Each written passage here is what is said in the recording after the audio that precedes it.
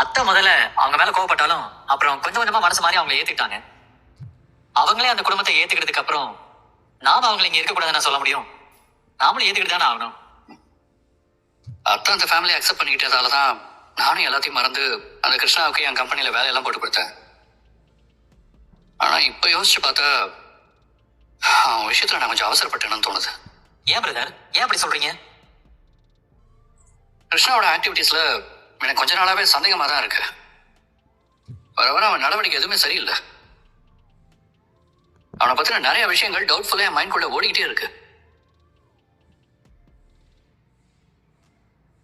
நான் போய் அதை பத்தி அவன்கிட்ட கேட்டப்ப கூட எதுவும் சொல்லி சமாளிச்சிட்டான். ஆனா அவன் சொல்றது எல்லாமே போய் தானே எனக்கு அப்பட்டமா தெரிஞ்சது. நேத்து கூட காவேரி கன்ஸ்ட்ரக்ஷன் சைட்டுக்கு போனப்ப அங்க வேலை எதுவுமே நடக்காம இருந்தது. விசாரிச்சு பார்த்ததுல இவன் தான் வேணும்னே லோடு எதுவும் எடுக்காம எல்லா வேலையும் நிறுத்தி வச்சிருக்கான்னு தெரிஞ்சது. இதை பத்தி காவேரி அவங்ககிட்ட டைரக்டா போய் கேட்டிருக்கா. அவ்வளவு ஏன் பிரதர், இப்ப நம்ம எல்லாருமே சேர்ந்து விளையாடுறப்ப கூட காவேரி அவன் தள்ளி விட்டான் பாருங்க. அது கோஇன்சிடென்ட்டா நடந்த மாதிரி எனக்கு தெரியல. அவளை வேணும்னே டார்கெட் பண்ணி அட்டாக் பண்ணதா தான் எனக்கு தோணுது. என்ன பிரதர் சொல்றீங்க? ஆமா நவீன்,